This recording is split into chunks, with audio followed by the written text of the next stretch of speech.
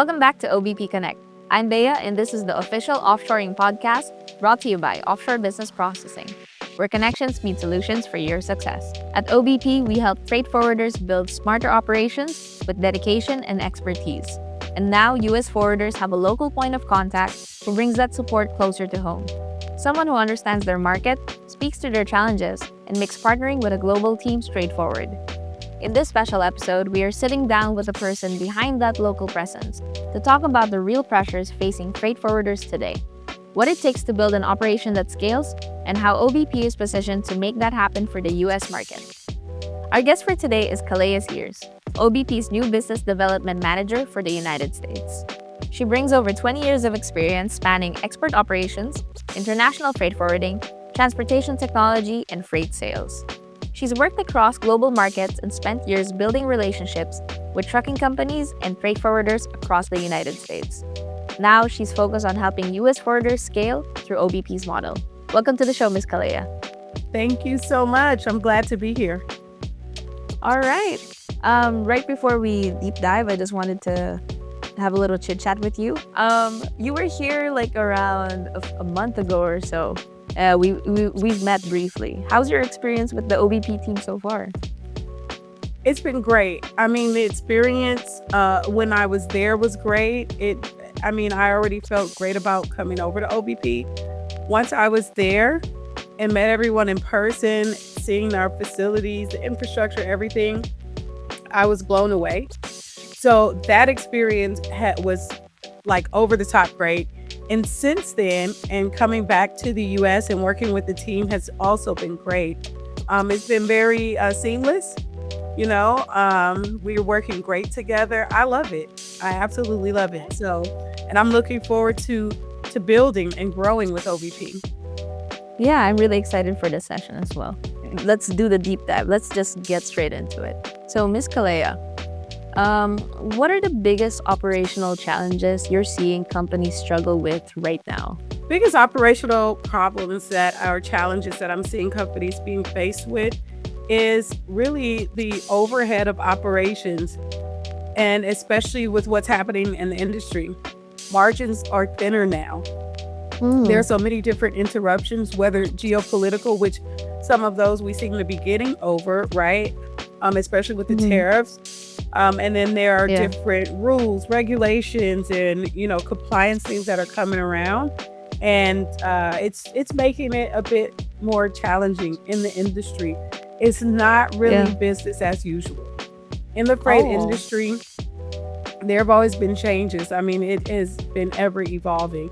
But I think that over the past few years or several years, the compliance and just different interruptions, various interruptions, they're increasing.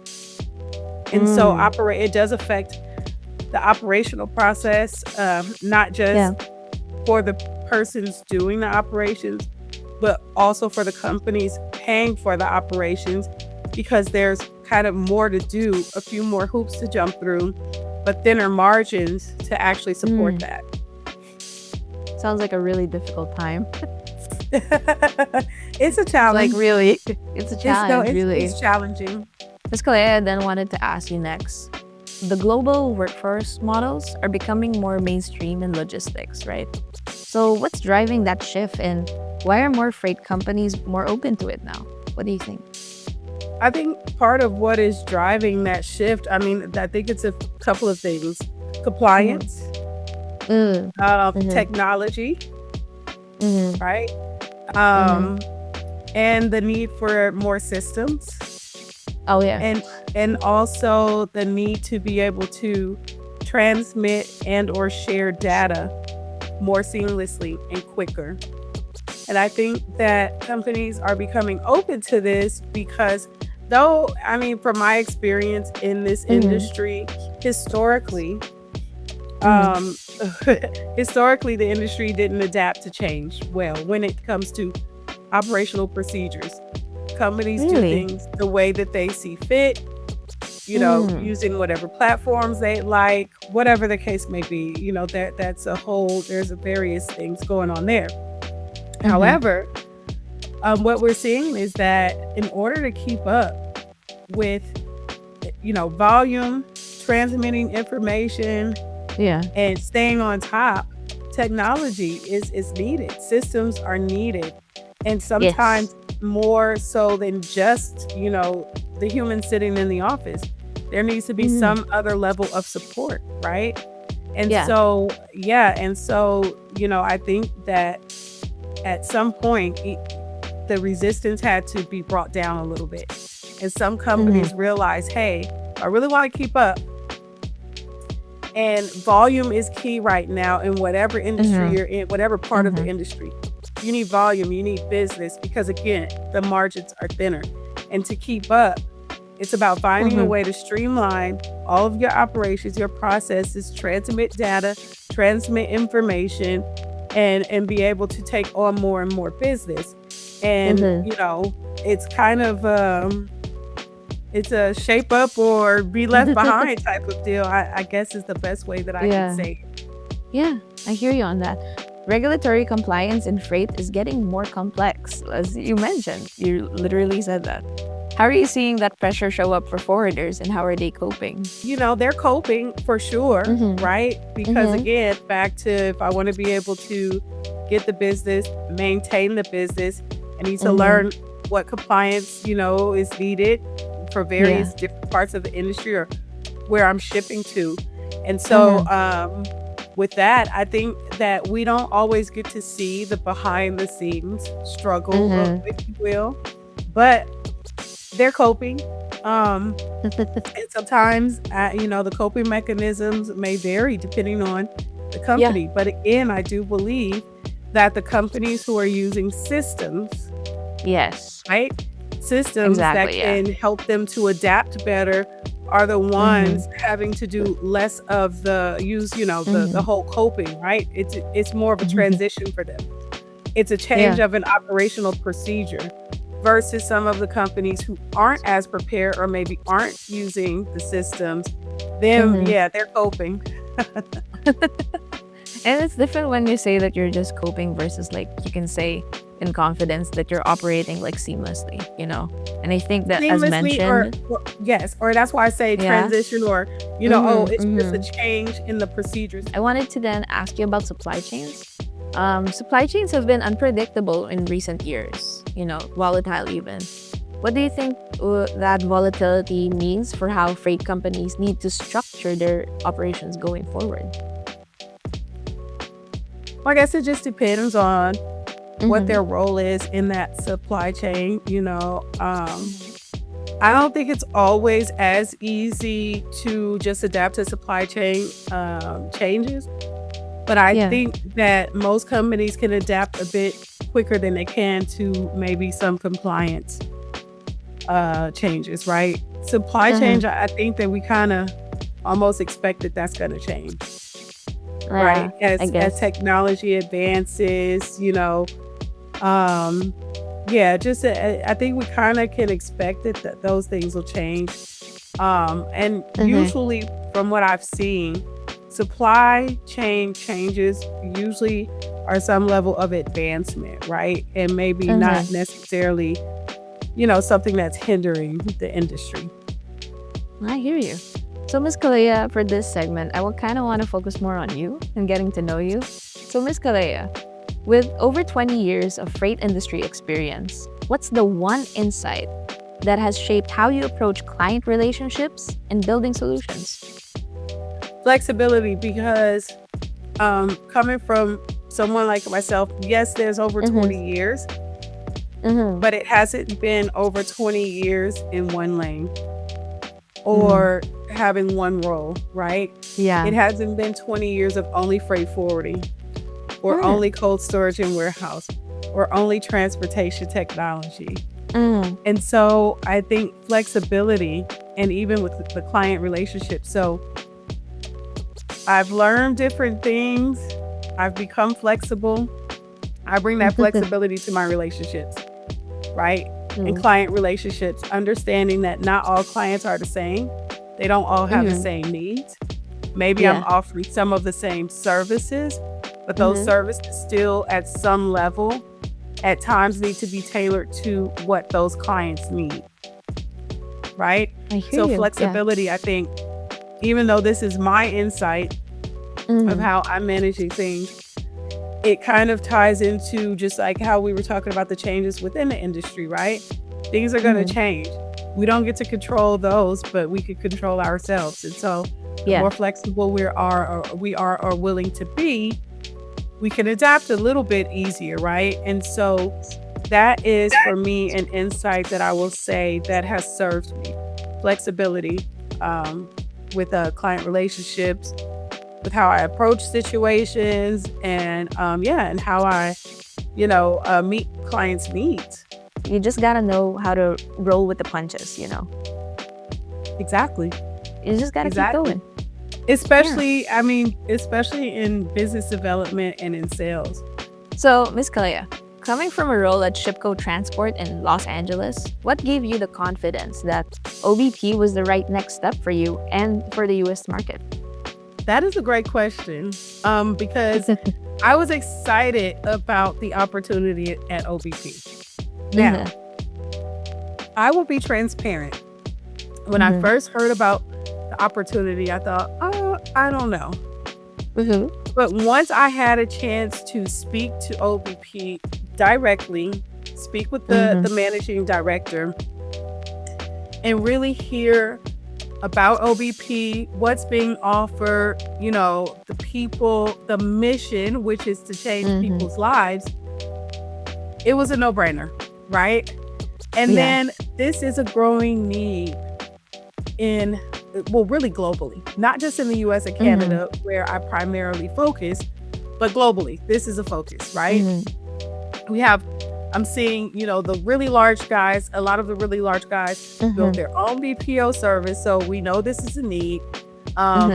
More and more companies are going in this direction, and to pretty much fill the need of what from potential clients' mouths to our ears, what they call to fill the need, of the low-hanging fruit because of the overhead, right? That it costs. The low-hanging fruit task, I should say. Let me clarify that.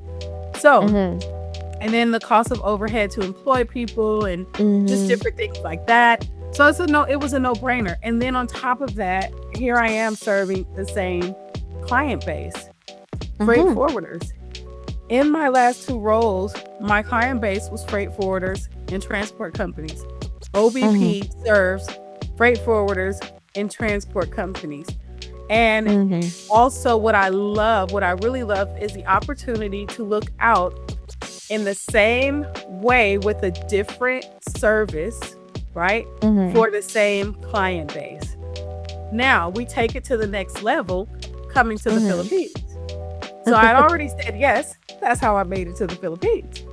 So once in the Philippines, meeting the people, seeing the culture, learning the infrastructure, really learning what it is that we're doing, what we're offering. And again, OBP's mission is to change people's lives. And I can see that being done. It solidified my decision, right? It solidified my decision to come to OBP. I was like blown away. I didn't even expect to see what I saw or learn what I learned when I came to OBP. Having these kinds of relationships and building these relationships, I kind of wanted to let's kind of break that down. And so I wanted to ask you, Ms. Calaia, when you're sitting across, like, let's say a freight forwarder or a trucking company for the first time, how do you translate what they're experiencing day to day into scalable offshore solutions? Where do we come in with that? So for me,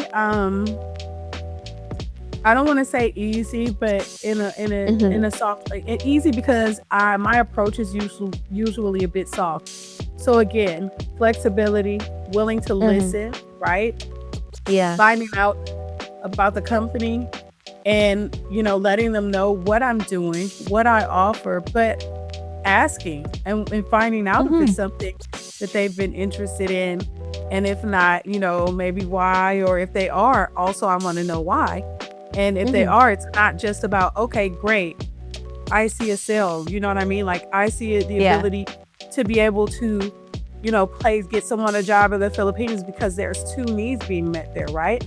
Mm-hmm. And so I don't see it as that. I'm really genuinely wanting to find out about their business and find out if we are a great fit and if we can work together, and it's a benefit to both sides. So it's a win-win-win, right? So, and that's what we want, right? Yeah. That's what we want Exactly. at OBP. That's what most businesses should want. For me, it's not just about, it's not always just about closing something. It's about being aligned, right? Yes. Closing and maintaining. Yeah. I hear you on that. Exactly. Going to my next question, you kind of also already touched on it, actually. So, building long-term partnerships is very different from closing deals, right? You kind of touched upon that a bit. What does that look like in practice for you when you're developing relationships in the US and Canada specifically? Since, yeah. So, just be a good human being. So, no matter what role you're in, be a good human being. I mean, in this industry, and again, I haven't stayed in one lane for the 20 plus years, right? So being in this industry, you learn that you never know what end of the relationship you'll end up on as you progress and transition your career and into different roles. You can be a customer one day, you can be a vendor the next day, right? So it's really, for me, building relationships is about showing up. If we're aligned, if our two positions are aligned and our companies are working together, great. Show up and take care of them. You never know where you're going to be. Even in situations where I'm meeting people in this industry and maybe business-wise we aren't initially aligned, but we're still right with each other. We talk about business, we talk about the industry, we build a rapport, because again, we never know where we're going to meet up again. But you get what I mean? So we're going to cross paths with some of the same people. We're not going to always be, our businesses won't always be aligned to work together, but that can always change. It can change in a day. Yeah. So just be a great human being, show up when you are in the capacity to work directly or serve directly, to a business, but also just be cool. Be cool. Be cool. I mean, even when they aren't your customer, be cool. Just be a good human being. It's really simple. I love that answer so much, Ms. Calaia. And I love our conversation since the beginning and with where we are now. And honestly, we have a lot more ground to cover. So let's continue this conversation right after this short break. This episode is brought to you by Offshore Business Processing. Built to turn backlogs into breakthroughs, our comprehensive offshoring solutions cover every stage of freight forwarding. From import and export documentation and compliance, to transport planning and optimization, warehousing and inventory management, and brokerage and customs clearance. Whatever your operational pain point, we have the expertise to solve it. To learn more, visit offshorebusinessprocessing.com and explore our services page. I wanted to talk a little bit more about your experience in the US market, actually. What do you think are the most common reasons freight forwarders hold off on making a move to scale offshore? And how does OBP address those concerns head on? That's a good question. I think one of a couple of the most common reasons, fear of the unknown.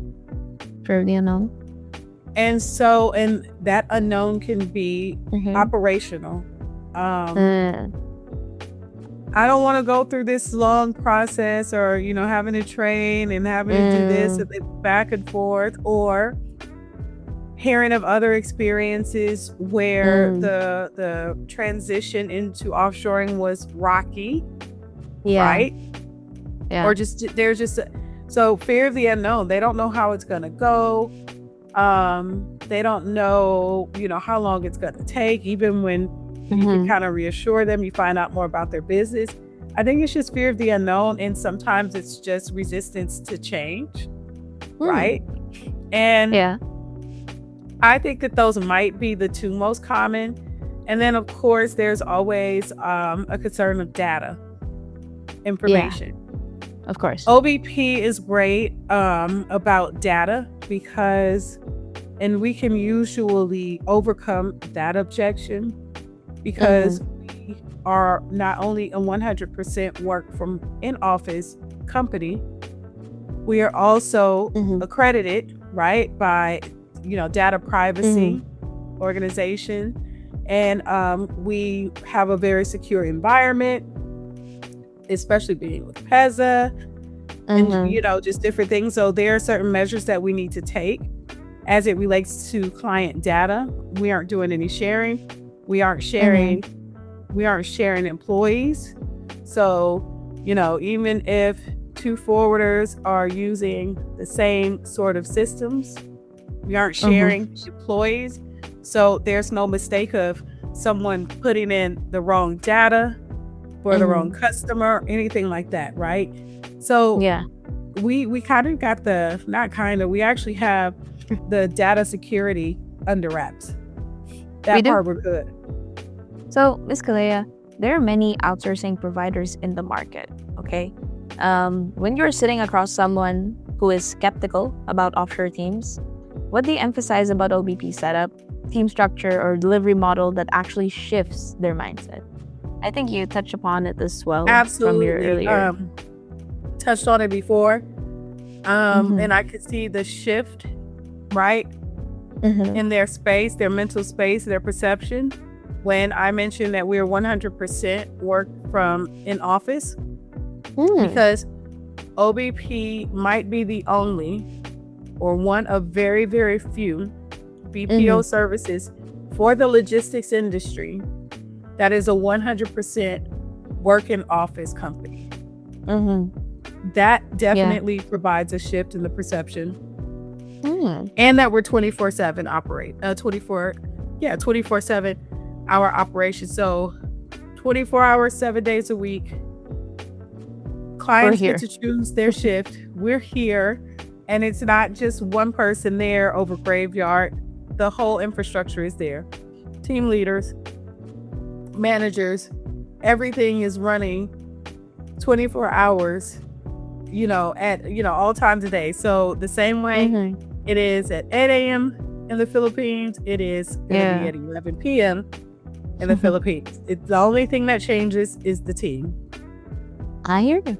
That's it. So I think that those two are the two main points that I can see potential clients warm up to a bit quicker.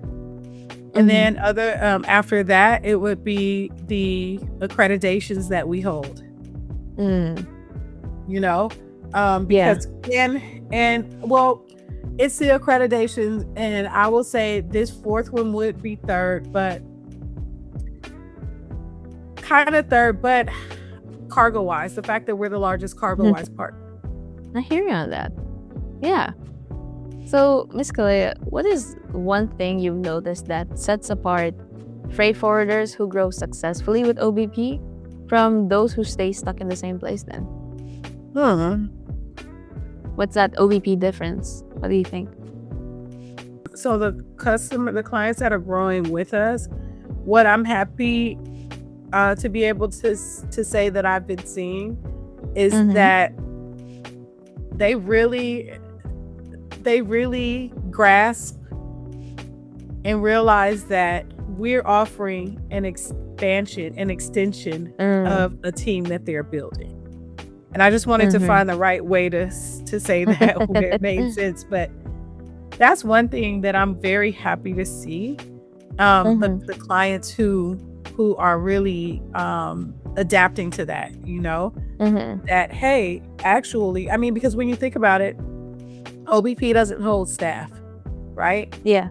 So we don't hold staff. We literally hire for potential clients or new clients. We go hire for them. So with that being said, that person it's an OBP employee, but it's working for that person is working for our client. And so a lot of our clients really get that. And then we know we've seen it where, the OBP staff working for the client, they're being invited to holiday parties and the client is flying them out there the same and having them there the same way that they are having their onshore staff there. So that's really great to see. So funny you mentioned expansion. For a client who's already been working with OBP, what actually changes for them now that there's a local presence on the ground? Confidence. Confidence. And this is the thing. So our clients have been being taken care of by OBP Philippines, right? So when I say confidence, it's not confidence that, oh, now OBP can show up in a different way. No, because we've been showing up for them. This is why, the OBP hired staff have been brought out to the U.S. maybe for holiday parties and things like that. So we've already formed those great relationships. But just confidence to know if for any chance something happens or any emergency situation, hey, I have someone here that I can contact. And that's where our already existing clients, before I came on. And then for potential clients, clients who are now onboarding that I'm working with, it's more of a, okay, back to that trust. We worked with her before, or we if we didn't work with her before, we know her from over here and we've seen her. We know she's real. We know she's around. She's been in the industry, And then just knowing that they have someone local to contact if they need it. Wow, our conversation has been so insightful. And I think we are now at the point in this conversation, for anyone listening who is curious about what working with OBP actually looks like, or rather, if you want to talk with Ms. Calaia, what is the best way to get in touch with you and what can they expect from that first conversation? The easiest way to reach me is by email at sales@offshorebusinessprocessing.com, or you can call or text me at 657-643-1076. I'm based here in the USA. I operate out of the Los Angeles office, 8 a.m. to 6 p.m. Okay. All right, Ms. Calaia, before I let you go, because this conversation has been so wonderful and so insightful, for a forwarder who is thinking about the next 3 to 5 years, what does OBP bring to the table as a long-term growth partner? What OBP brings to the table as a long-term growth partner is the ability to seamlessly and efficiently expand your team globally for global reach. And so, there's no better proof than giving us a try.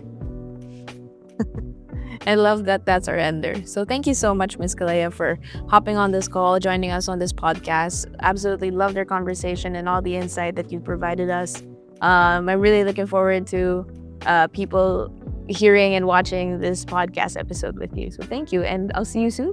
Thank you. Yes, hope to see you soon. Have a good one. That really puts into perspective why getting your operations in order is not something you can afford to put off. If today's conversation showed you anything, it's that scaling a freight operation doesn't have to mean losing control. And with the right partner behind you, growth becomes a whole lot more manageable. That is a wrap on this special episode. If you're ready to explore what OBP can do for your business, reach out to Ms. Calaia and start the conversation. And thank you for being with us today, Ms. Calaia. And thank you everyone for listening. You can follow Offshore Business Processing on LinkedIn, Facebook, and YouTube for more industry insights. And for more information on our services, just visit offshorebusinessprocessing.com. This has been OBP Connect, where connections meet solutions for your success.